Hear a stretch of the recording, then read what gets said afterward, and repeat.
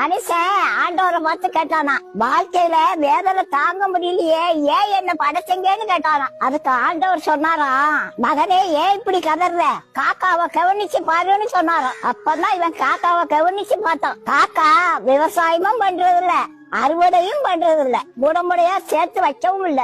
காக்காய்க்கு bank balance 0 தாங்க.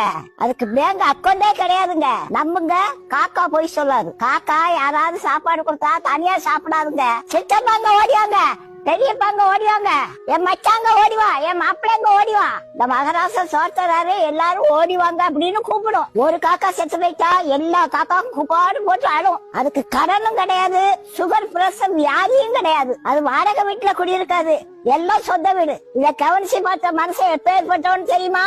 நேத்து ஒருத்தர் ஒரு மளிகை கடைக்கு வந்தாரு. கடைக்கு முன்னாதான் ஒரு 100 ரூபாய் கிடந்துச்சு. இப்படி சுத்தமுத்தம் பார்த்துட்டு ரூபாய கால்ல போட்டு மேய்ச்சிட்டு இப்படியே நின்னுட்டாரு. அரை மணி நேரம் இப்படியே பாத்துக்கிட்டே இருந்தாரு. யாரும் பாக்கலன்னு உடனே எடுத்து பாக்கெட்ல வச்சுக்கிட்டாரு. யாரோ கடைக்கு வந்தவங்க விட்டுட்டு போன காசு வராது.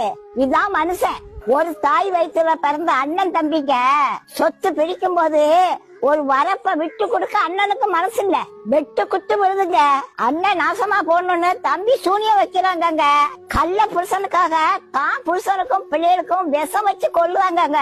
எந்த காக்காயாது புருஷனுக்கு பிள்ளைகளுக்கு விஷம் வச்சு கொள்ளுவா? பாத்தீங்களா காக்காய்க்கும் மனுஷனுக்குள்ள வித்தியாசத்தை? அதனாலதான் ஏசப்பா காக்கா பார்த்தாவது திருந்துங்கன்னு சொல்றாரு. காக்கா காலையில கண் முடிச்ச உடனே கர்த்தரை பார்த்து கர்த்தரே கர்த்தரேன்னு கத்தும். அதுதான் நமக்கு கான்னு கேக்குது. பல மனுஷன் கடவுளை நினைச்சு கூட பாக்குறது இல்ல. படைச்சவர் மேல பாரத்தை வச்சுட்டு ஒழுக்கமா வாழுங்க, வாழ்க்கையே இனிமையா மாறிடுங்க. மனுஷன் வெள்ளையா இருக்கான், அவன் இருதயம் பாலும் கிணறுங்க. காக்கா கருப்புங்க, அது மனசு ரொம்ப வெள்ளைங்க.